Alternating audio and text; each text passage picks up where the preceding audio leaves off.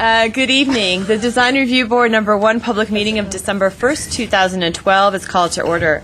Please refrain from talking amongst yourselves and please turn off or put on vibrate all cell phones and pagers. If you need to talk, please leave the meeting room. Anyone who wishes to speak, including applicants, is asked to completely fill out one of the speaker cards provided at the table by the front door and submit it to staff. You will be called to present a case or speak on a specific item as desired. Anyone who wishes to be re-noticed about a project must completely fill out one of the postcards provided at the table by the front door and submit it to staff to receive notice of subsequent meetings.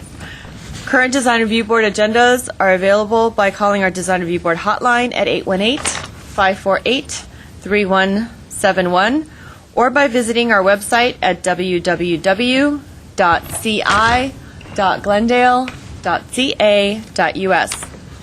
A handout describing the procedures of the meeting, possible board decisions, and Design Review Board reconsideration and appeals is available at the table by the front door. Please note that all appeals must be filed within 15 calendar days of the Design Review Board decision date. Chairperson may reorder agenda items at his or her discretion. In terms of a roll call, Board Member Ellis. Present. Board Member Insua. Here. Board Member Simonian. Present. Board Member Yu is absent, and Chairperson Palmer. Here. Report regarding a posting of the agenda. The agenda for this meeting was posted on the bulletin board outside City Hall at or before 5 p.m. on November 23, 2011. Oral communications. Discussion is limited to items not a part of this agenda. I have no oral communication cards. Chairperson Palmer, none. All right, and which brings us to the review calendar. There are a few announcements. The first announcement I'd like to make is that the next Design Review Board meeting for Design Review Board number 1, which would be your board, scheduled for December the 15th at 6 p.m. And it will be the very last Design Review Board meeting for Design Review Board number 1 for the 2011 calendar year. With that, I believe Stephanie Wright actually has a staff announcement as well. Good evening, Chair, board members. Wanted to let you know that the North Glendale Plan and Comprehensive Design Guidelines, which you reviewed a few times, went to the City Council on November 29th, just this past Tuesday, and were approved. And so there was actually a resolution to approve the Comprehensive Design Guidelines citywide, so they are already in effect. And you will be getting copies of them, color copies, as soon as we print them, as soon as we get the actual resolutions so that we can include those in the documents. We'll be printing copies of those for you, and you can toss out all of your other design review documents that you have, with the exception of the landscape design guidelines for hillsides. All the other guidelines will be superseded, but we'll announce that again when we pass those out. Okay. At this point, I'd like to turn the meeting over to Chairperson Palmer for our one and only agenda item. Our one agenda item is 1 PDR-2011-015-B, 3620 La Crescenta Avenue. Staff, give a report, please. Yes, thank you. Good evening, board members. As you mentioned, the project number for the one and only case for tonight is 1 PDR 2011-015-B, located at 3620 La Crescenta Avenue. This case has been reviewed by the board on July 14 of 2011, not 2001, which is a typo on the report, at which time the board returned it for redesign with comments and conditions. I'll quickly give you a reminder of the scope of the work or the project. The proposal is to add 1,744 square foot two-story addition to the existing one-story residence. Of the total addition, 867 square feet is proposed to be added to the first floor, which also includes modification of the existing garage, converting part of the existing garage into living space and providing a new two-car garage. And 877 square feet is proposed to be added to the second floor. Subject property is in the R12 zone. The overall site plan from the previous proposal, which are, by the way, located directly behind you. To the left, you can see the old plans, and to the right, I have posted the new plans or the latest versions of proposal.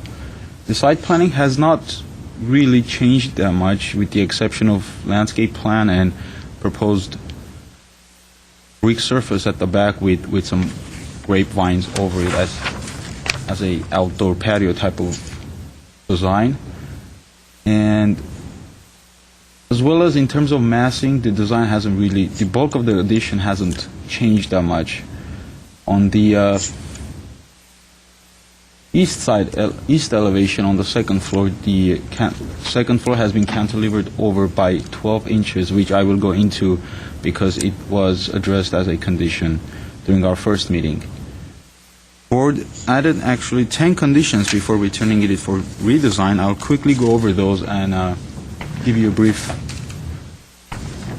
description of how the applicant has tried to address those conditions. Number one is to reconsider the design on the east elevation to provide articulation and architectural interest, including setting back the second floor by 18 or 24 inches.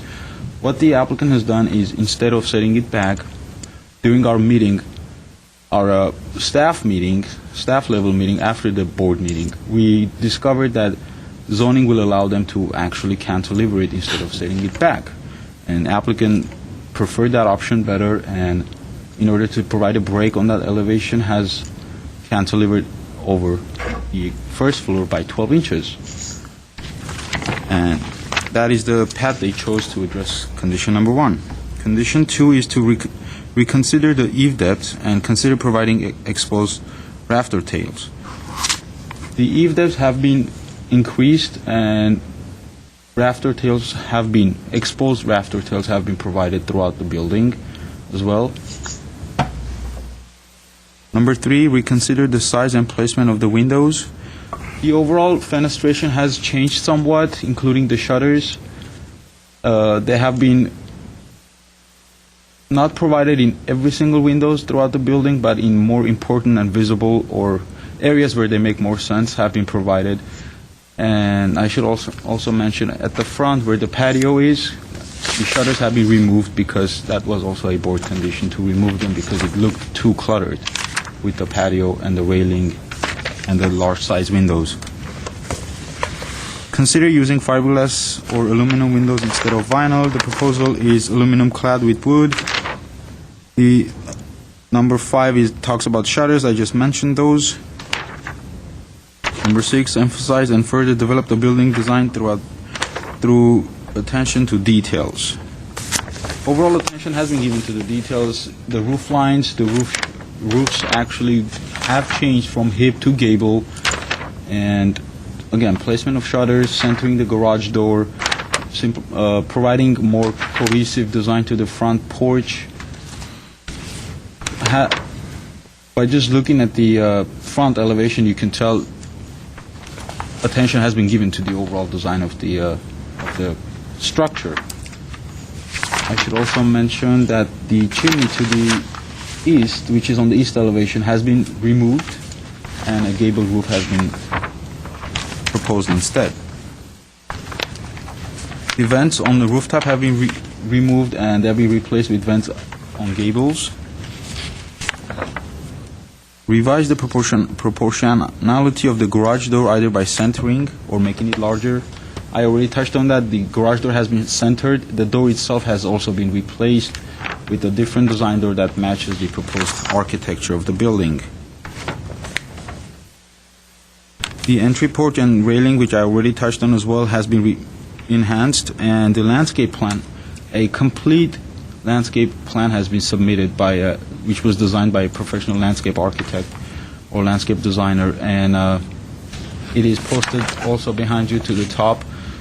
There were particular comments on the landscape plan, and I believe the new landscape designer hasn't really addressed what was put forth at our last meeting, but based on what I've seen and based on the landscape designer's conversation with me, it appears that a new landscape design that is proposed will match the proposed building and the overall site planning, and it should be sufficient enough, but I'll let the board, of course, comment on that. That wraps up let me see if I'm not missing out on anything else. Oh, that pretty much wraps up my brief presentation. If you have questions. You do? Yes. It escapes me, but I seem to recall sort of like a 50% rule, or when the removal of the existing roof reaches a certain threshold, it's not considered an addition or a remodel, it's considered a new construction. Has that been seen in this or reviewed in this project? Yes, it has. And the answer is? The answer is it won't exceed the 50%. Can you help me understand where and why and how? Because when I look at it, it clearly is exceeding 50% when you're removing this structure and the way you're building it. So it's not considered new construction? It would be considered new No, construction. but it's not now. It's not now. Really? Yeah. I didn't notice that. Yeah, I mean, That's hard to believe. when you look at, if we're looking at sheet A3, which is the first floor plan, and you see that you're removing, because of side yard setbacks, the property line wall on the left side of the sheet, you're adding a new wider garage, more forward garage.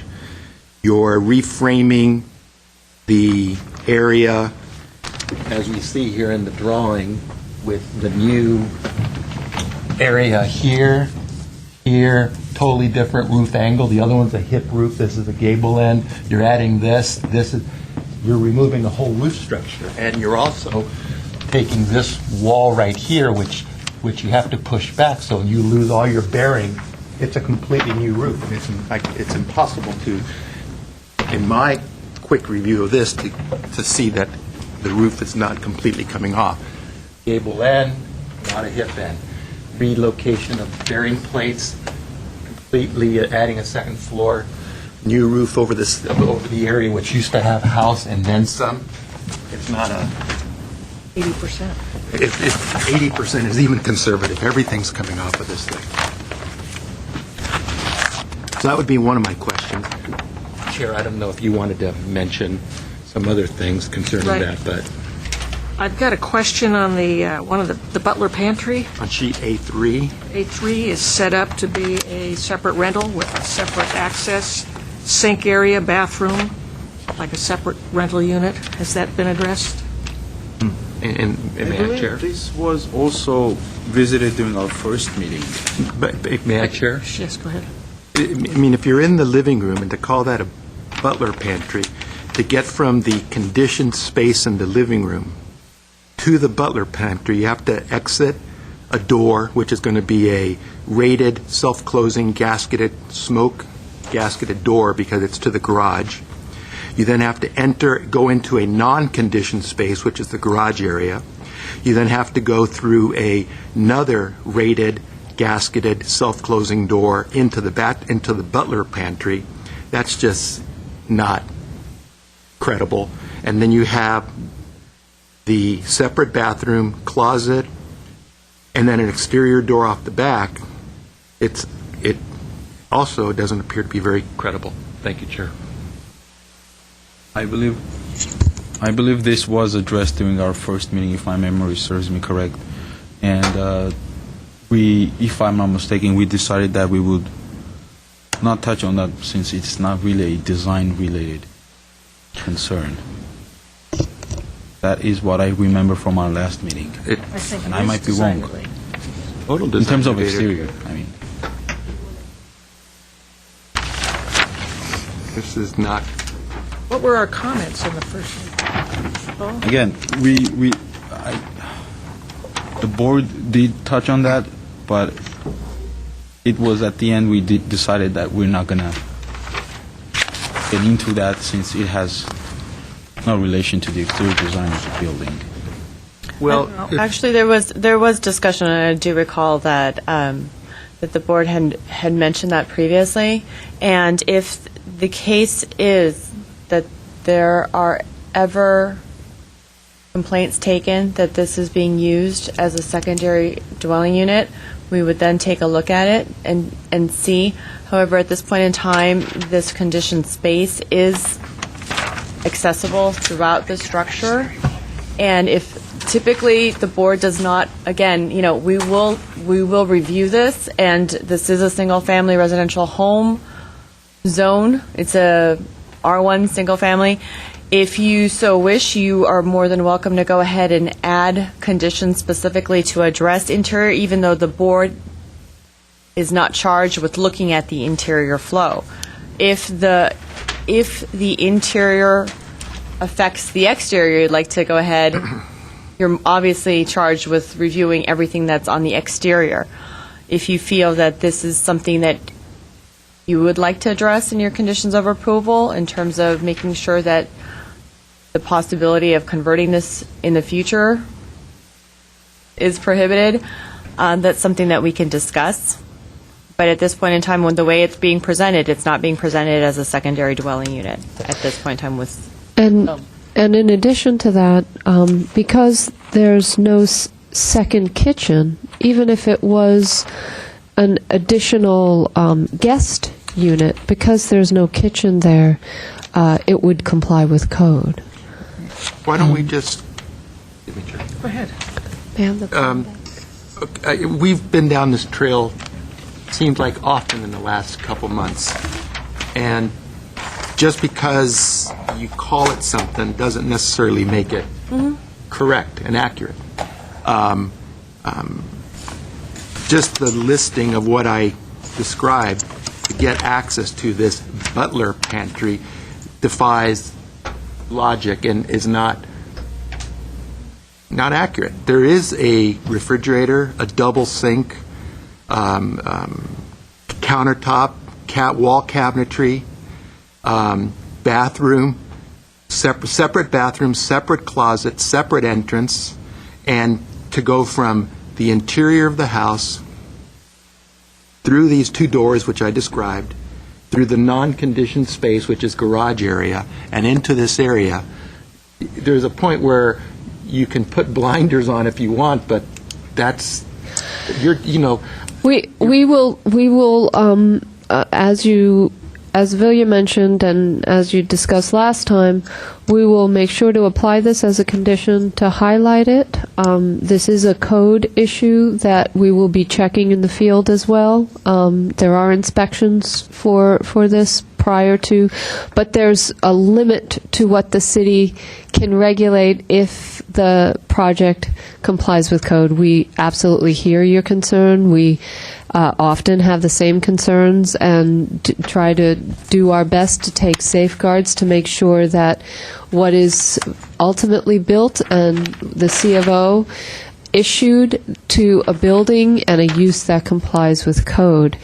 In regards to the 50% rule, we will double check that.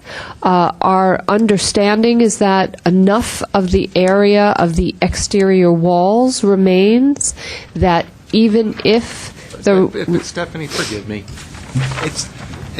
I hear you. Clearly, but you guys got to do your homework a little better. And this whole roof right here has to be new. The old one is a hip. It doesn't have this framing. If we have a picture of the existing house. Yeah, they're over there. Here. It's hanging over there. Where is it? Now, to your right. It can't be built this way. It's a hip roof. This is a different plate. This is changing. The other house came to here. It's bigger. It's wider. It's more than 50. Going to. And again, forgive me, but this is not. It's for you guys. The last thing you want is then to go to building, waste your time. There's the roof framing, there's the roof ridge and hip plan of the existing house. And you compare it to what it's going to be, and nothing lines up. Everything has to come off for all the reasons. Right, we get that, but that's combined, as you know, that's combined with the existing exterior walls in the calculation. And as you know from our past discussions on other projects, planning staff and building staff, our building and safety plan checkers get involved when it gets even close to 50% before permits are issued to make sure that we don't have a case when they get out into the field where there's a stop work order during framing. Nobody wants that. It's a service that we always provide to our applicants. We will include that as a condition here, as in the record of decision, as a reminder that that has to absolutely be checked. We are mindful of that in this situation as well. So thank you for pointing that out. And if I may interject quickly, the applicant did explain to me how some of the existing roof will remain, but I will let him, when he comes up to speak, maybe go over it. And No, we would actually like to simply condition that as part of this meeting, and that is something that, as I mentioned, we go through rigorous calculations also with our building and safety staff if there's a question as to what will remain, what studs are actually going to be holding up. If something is sister framed, we consider it abandoned in place. There are fairly complex calculations that we do. We do not take the applicant's word for it. We do our calculations also and make sure that it complies with the 50% rule prior to issuing a permit. So that's a very good point. It's something we are very attentive to. Have any other questions? Okay, then I'm going to call the applicant. Should the architect want to come up first? Lawrence Woodcraft, if you just give us your name and address for the record, please. Yeah, it's good evening, board members. It's name's Lawrence Woodcraft, and you want my address too? Please. 20242 Elkwood Street, Winnetka, California 91306.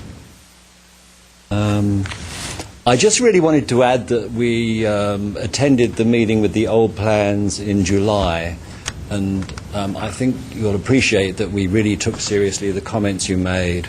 We pretty much completely reassessed the design and redesigned it, and I think we fully addressed all your comments. And I wanted to say that in the process, I think we've come up with a much better design, and I think we really tackled the proportions of the design, the placement of windows, and I think we've made massive improvements, so I hope you'll appreciate that. And I think we've produced a design that's like harmonious, well-proportioned, and fits in with the neighborhood. Just one side point, we did want to keep even more of the existing walls, but we were forced on the left-hand side we had an existing non-conforming side yard there of 3 feet, so we were forced in the planning process to kick it over to 6 feet. We would have preferred to have kept the wall on the left-hand side in the old location. So I think the only other comment I really wanted to make was when we went through the print process, I think something changed with the colour. So it's got a sort of a greenish tinge that doesn't quite really represent the sample board. And if you'd like to see this, we did our own print with a three-dimensional. Should we have a sample? Oh, it's right here in front of us. So yeah, I think this three-dimensional view is a much closer representation of how it will look. Then if you had any, I think Gevorg has been through how we addressed all the concerns from the previous meeting, but if you had any questions for me, I'd be happy to answer them. I have one question regarding stated that in the report that all the paving was permeable, and the plans don't indicate that. It shows a little patio in the back that's brick on sand, but everything else appears to be concrete. Can you clarify that for me? I don't. That's something the landscape architect was concerned with. I don't really have an answer for that. Did you discuss that aspect with him on the permeability? Yes, we did. We can't have cross-communication. Oh, I'm sorry. We'll try to resolve it. Yeah, I'm sorry, I don't have an It's answer okay. for that. And, I had another question regarding the perimeter, and it may just be the drawings. It shows 3 different kinds of perimeter fencing. You've got walls, a vertical fencing, and one with a lattice. Is that correct, or and it shows differently on the plans? So.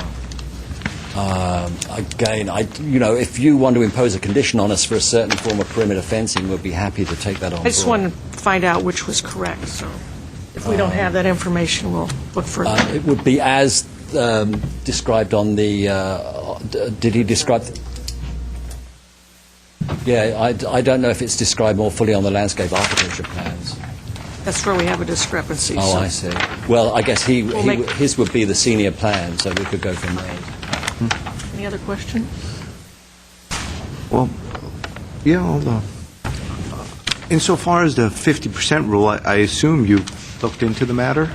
Yeah, well, we've, if you look at the plan, the hollow lines show existing walls and then the hatch lines show new walls. So we are maintaining a lot of existing walls. So we've tried to keep, I would say we have kept 50% of the existing structure. And the roof as well? Well, the roof, it is going to be a new roof, but we're keeping a lot of the existing foundations and old walls. Well, the question that Mr. Insua is bringing up is so you don't have issues during the plan check process, is that 50% of the walls and 50% of the roof need to remain as is, minimum 50%. Right. And so the question I ask is, have you done a study where you've made yourself comfortable that you're not demolishing, altering, changing more than 50% of the walls and roofs? I mean, I can't lie to you and say we've done a study and done an exact analysis of it, but I'm confident that we can achieve that. Okay. Any other questions? I sound emotional or heated. It's only for your, I promise it's only for your success, because the last thing I want you guys to do is to be approved here, then more extensive research will be done in planning, then building and safety, only to get a red flag. I promise. Well, let me ask you this question. If we do go over the 50%, if you consider it to be more new house than remodel, and we do go over the 50%, what are the ramifications of that? Because we do follow the setbacks, the height limits, all of the necessary zoning codes. Actually, from a quick analysis, the project complies in terms of floor area ratio, lot coverage, the height, the landscaping. The one item that unfortunately would not be in compliance with the code for new construction, if this was considered brand new construction, would be the 5-foot setback. That setback would have to be increased to 6 feet. So 1 foot would be essentially cut off. And this would be on the westerly, if I'm looking at the plans, essentially the same wall that you are right now pushing back from 3 feet. It would actually have to go back to 6 feet. Oh, I believe that is back at, actually- it was 6 it's- feet, then we changed it to it's 5 feet. 5, Okay. so- At one point we did have that at 6 feet. So if the worst case scenario we really had to, we would push that back to 6 Correct. feet. You'd have to push it back to 6 Yeah, feet. And so essentially that would mean reducing the width of the garage, which I think is over width right now in yeah. terms of, and then the room and the bathroom Okay. to the rear. So Well, we'll do our best to maintain the 50%. If we really have to, if we get shot down on that, we'll do what we have to. I think it. I've seen so many people, think they're going to get something, and suddenly something is done, and it just delays, and the expense, and construction is expensive. I mean, just real quickly, things that I've darkened per your drawings is new roof, and the only thing which is existing is right in there. So visually, just looking at it, you're seeing that there's new roof in that area. But keep in mind, it's the roof plus the wall area together, not 50% of the total roof and wall areas together, I'm not just- separate. Very good. We'll I'm make just note of saying that. that when you look at all that, you're removing more than 50%. Well, no, but the intention was that as we're following the heights, we're keeping, the proposal is to keep the old roof and then California frame over it, to switch it from a hip roof to a gable roof. That's only in the backside here. Here, you're indicating, the existing roof, and in fact, this section is where the hip is now, so Right. that is now going to be, a gable down. I mean, essentially, I'm gonna- if you I'm look at gonna it, though, just- it's the same roof, and then we're just changing it. I'm going to just be silent. I'm just saying, I would Understand. hate to have you guys think you Right. got something, and then when you do the math, but anyway. Any further questions? You know what? You heard the conversation about the butler's bank? Yeah. You have any comment you want to? If my client wants to do that, as an accommodation for his brother, that's going to be slightly separate. And there's no intention of having it like as a rental unit or trying to pull the wool over anyone's eyes. It's to give him like his semi-autonomous space. But we've still linked it to the main house. Now, if you had a concern that we're going from the main house, then through the unconditioned space of the garage, and then back into a conditioned space, we can change those doors around. We could, remove the two doors and then have a door closer to the garage, so that it was all continuous with the house. So we certainly don't mind a condition like that. But that's the intention behind the design, is to give is for his brother to have a semi-autonomous space to live in. And the second part, of course, is having the separate entrance. Would you be okay with no door on the Butler entry? Yeah, we could have, so you could take off that door and then you could push a door to separate that whole area from the garage. In other words, the exterior door would be eliminated as well. The rear. Just show me the door you mean, if you don't. This door. No, when.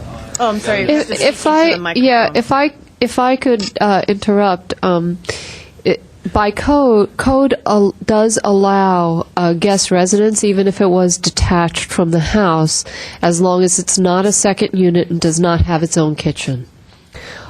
So I would, and that's something that by code we check very rigorously to make sure that there's not two units, but a guest unit, as you know, is allowed by code. So it sounds like that's what the applicant is trying to achieve here.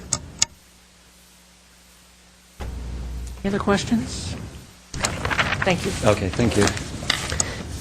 Before you begin deliberating or continue the hearing, what I might suggest in regard to the 50% rule, if you're very uncomfortable proceeding, we have a couple of options.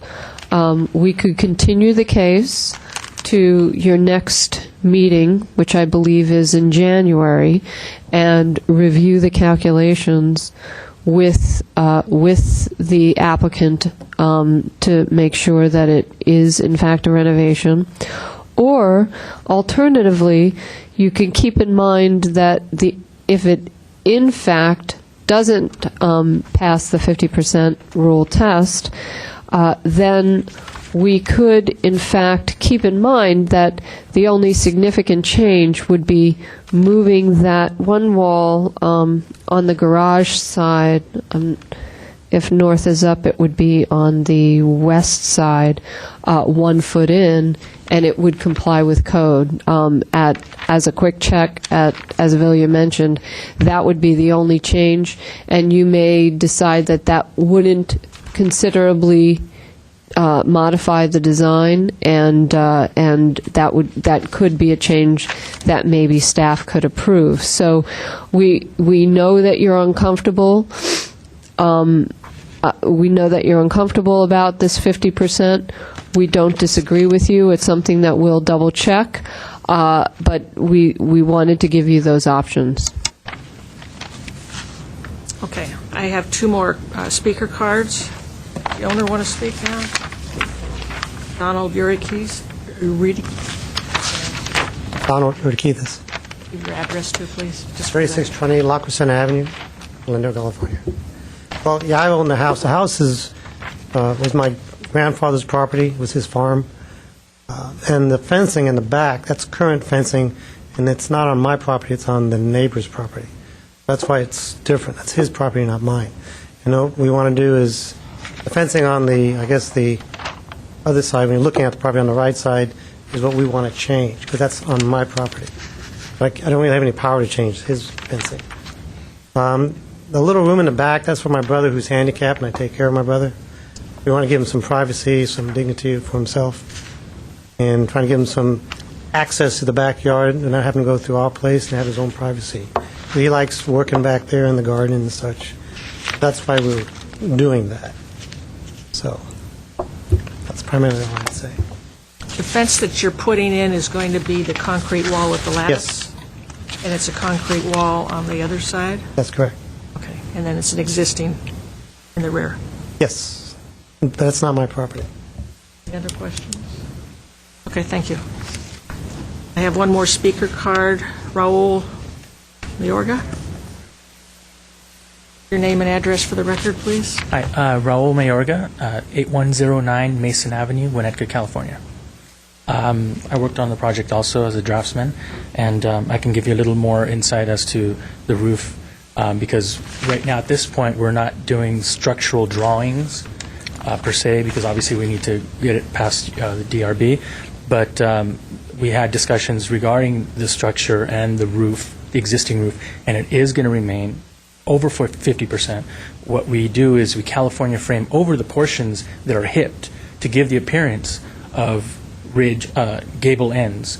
As you can see, the initial design we tried to keep in that same style of the hip, kind of understated, and the suggestions that we got was that we needed to kind of embellish a little more on the style. So that's why we now it looks as though it's a brand new house, and I understand his concern, Mr. Insu's concerns, that it looks like a brand new house. It's because we took those considerations, those suggestions and recommendations, and made it, spruced it up a bit, so that now it looks as though it's a brand new house. But in fact, we're going to keep probably 50 to 60% of the roof and just structurally frame over that and account for the wall on the garage side with a beam, so that it carries the existing roof, and frame over that with the new roof to give it appearance on the west side that it's brand new structure. So I hope it clarifies it a little bit, but I'm confident that even after we do any calculations, that we will be able to satisfy 50 to 60% of that roof as existing, and not have to redesign the garage wall and bring it in the extra foot. But if it is the case, then I believe the owner is fine with it too. So either way, we'll accommodate whatever you guys are suggesting. Thank you. Any questions? Oh, you have a question. Okay, thank you very much. Thank you. Oh, I had one question. I'm sorry. The renderings illustrate wood trim around all the windows. That's correct. Is that the intention, to have wood trim and also a wood sill around the windows, all the windows? Correct. Right. It's the window, the gelled window that we chose, has the wood sill attached to it, and we will have an 1.25 inch framing around it to kind of embellish the window. So the jamb trim and the header trim is 1.25 inch, or is it going to be more than that? Because in the drawings, it's showing as more of a 5-inch. The header trim is probably more of around 4 inch, 3.5 to 4 inch, and then the side, not mistaken, about 2.5. I'm not quite sure, because we went back and forth on the windows, but we did increase the size of the trim around them from the previous plans. Thank you. Close the public session.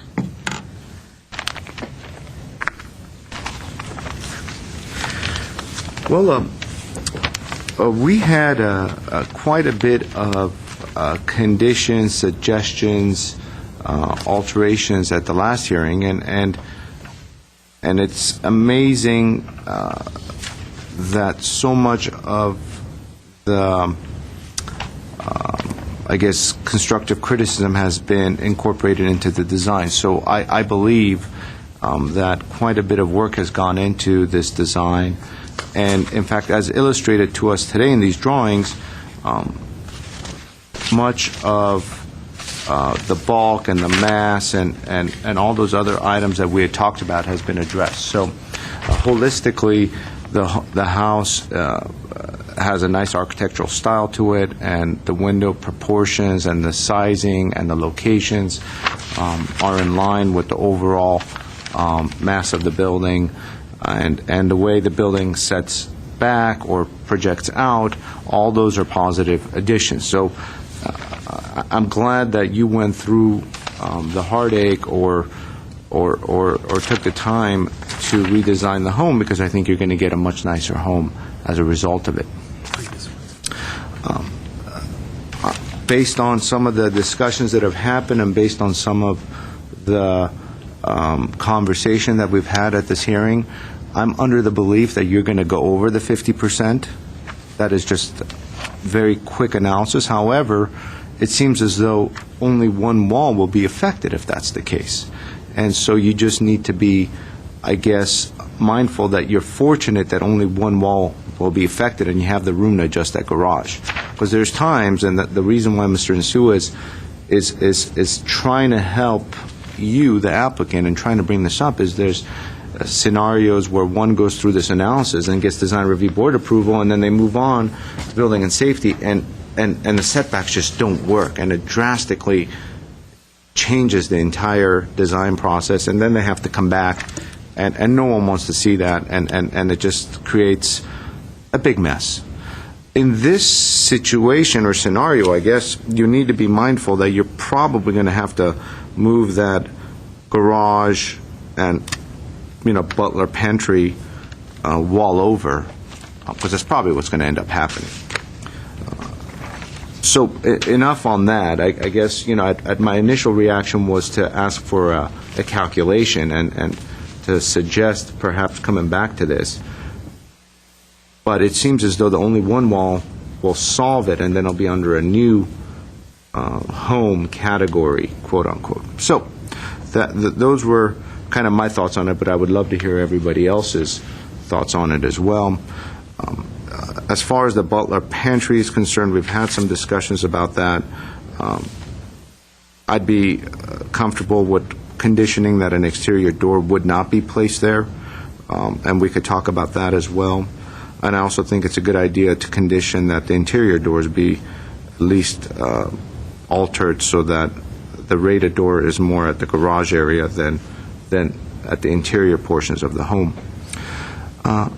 But again, holistically, you've done a good job on the design. I think the house will be a good addition to the neighborhood, and you've certainly taken the time to address a lot of the concerns that were made.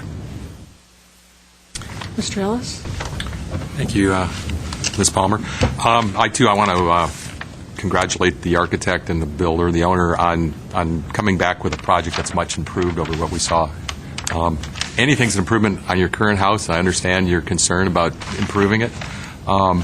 I think you've listened to much of the comments and have really well reflected. I really like the design that you have.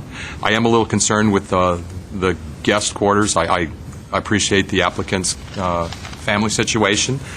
I don't know.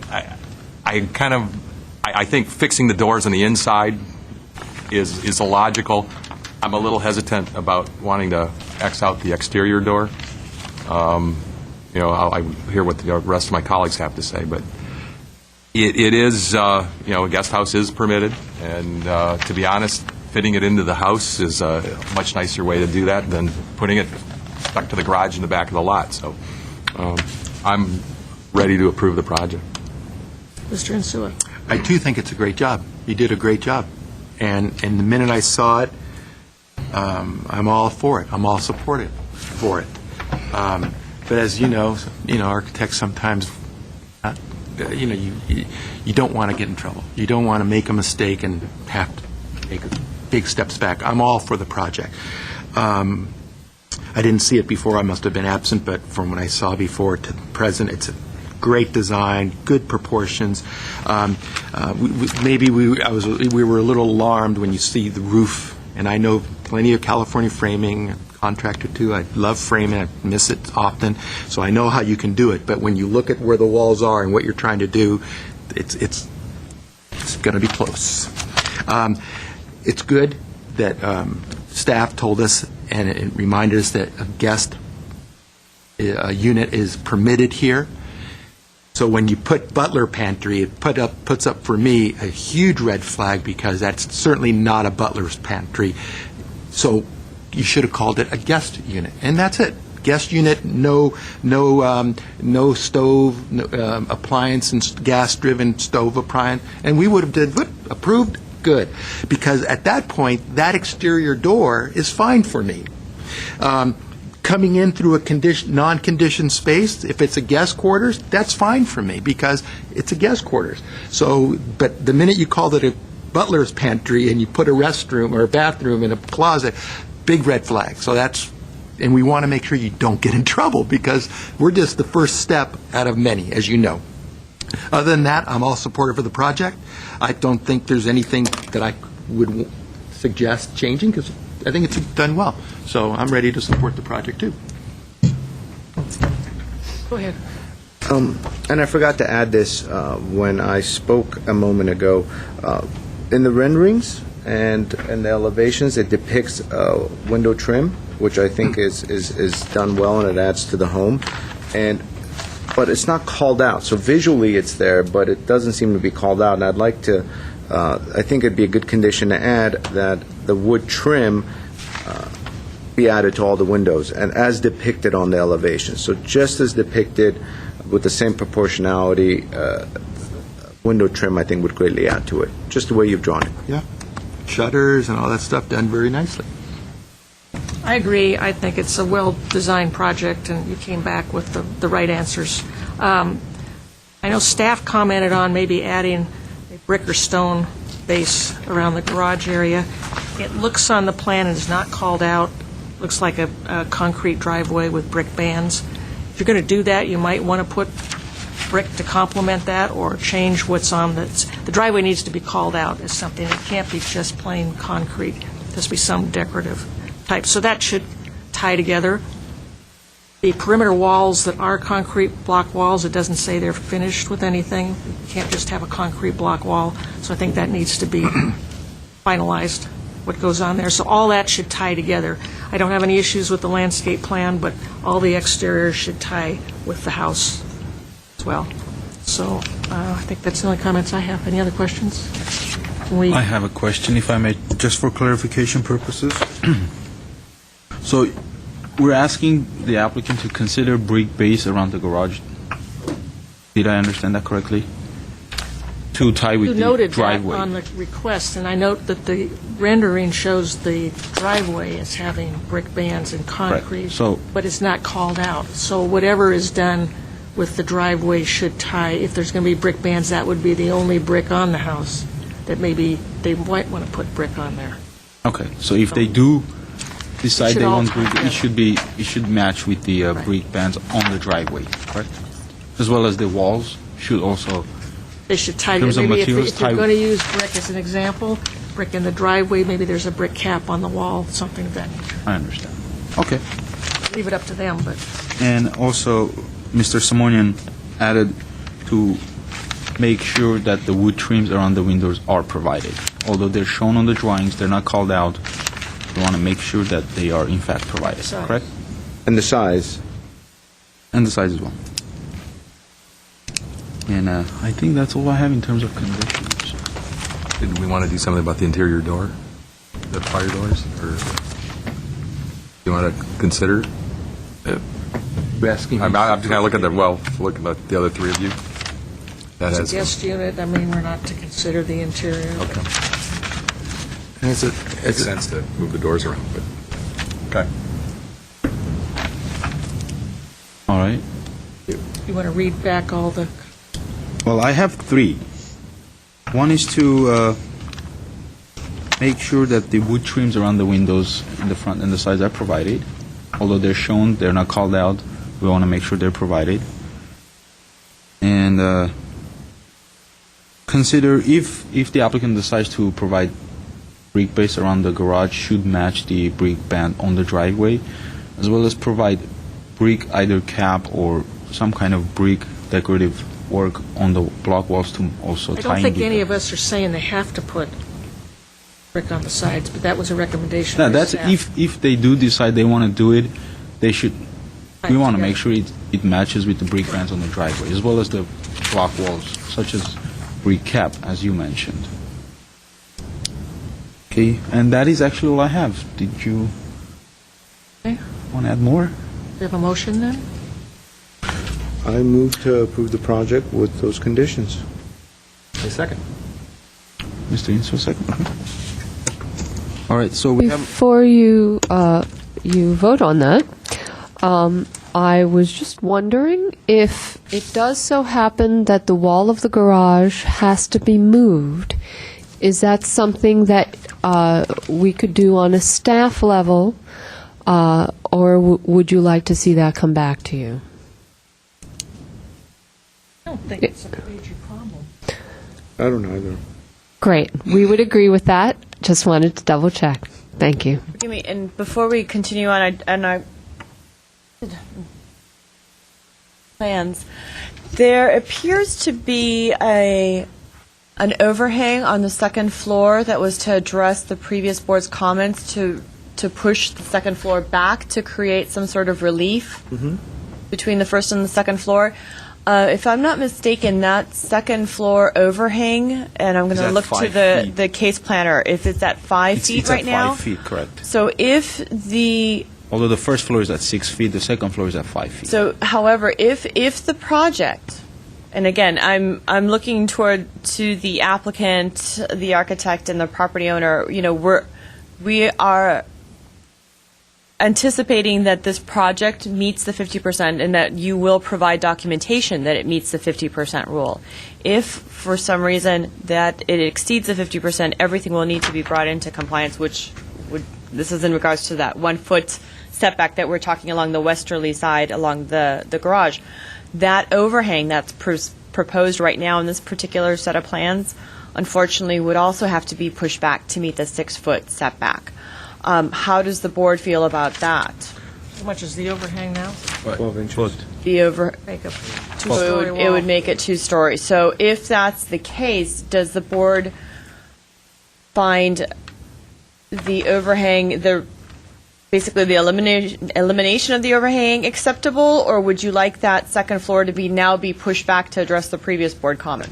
I think, holistically, these are the kind of scenarios which pop up, which we're trying to warn you about, because we're making a very quick analysis amongst us at this hearing as to what might be affected if, quote unquote, you're considered a new home. The garage, I think, is a minor modification because there's already enough of a setback with the quote unquote butler's unit. So by pushing it back, it doesn't affect the massing or the design in a holistic manner. However, the cantilever of the bedrooms on the second level, where it's nicely cantilevering 12 inches with the corbels, does add quite a bit of significance to that elevation. In fact, that was one of the comments from the get-go. And so I would think that is a significant alteration. And I don't think this board wants to get into setting a precedent where we provide outs or design suggestions if and when someone doesn't meet the 50% rule, because that is not our responsibility to try to address what might come up, because there might be like 3 or 4 items that pop up, and then we get into a murky scenario where an applicant would say, well, design review board approved it, and now we're trying to move forward. What do we do now? And then it comes back to us, and sometimes it's during construction, and it just gets in the gray territory. Yeah, we absolutely agree. We do our best to rigorously do our own calculations before it comes to you. If that hasn't happened in this case, that was an oversight on our part. If there are significant changes to the design, if that eventuality occurs where they are in fact not meeting their 50%, this design will come back to you. Fair enough, and I think it's a job well done. I mean, they've addressed all the issues, so we really hope you move forward and you're able to obtain your permit in a timely manner. It will come back. That's the... No, I meant, Yeah. if that's the case, it would come back. Motion and a second. All right, we have a motion by Mr. Simonian to approve with conditions, and second by Mr. Insua. This is a roll call. Mr. Ellis? Yes. Mr. Insua? Yes. Mr. Simonian? Yes. And Madam Chair Palmer? Yes. Thank you. Motion passes 4-0.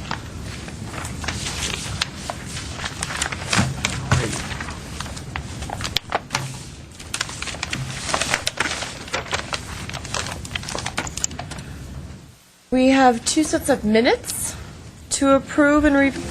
I'll move approval of the minutes as presented. Were we all, wait. Would you like me to? This would be. I read them. Trying to get We're him here home. for both of them, actually. So why don't we take them in order?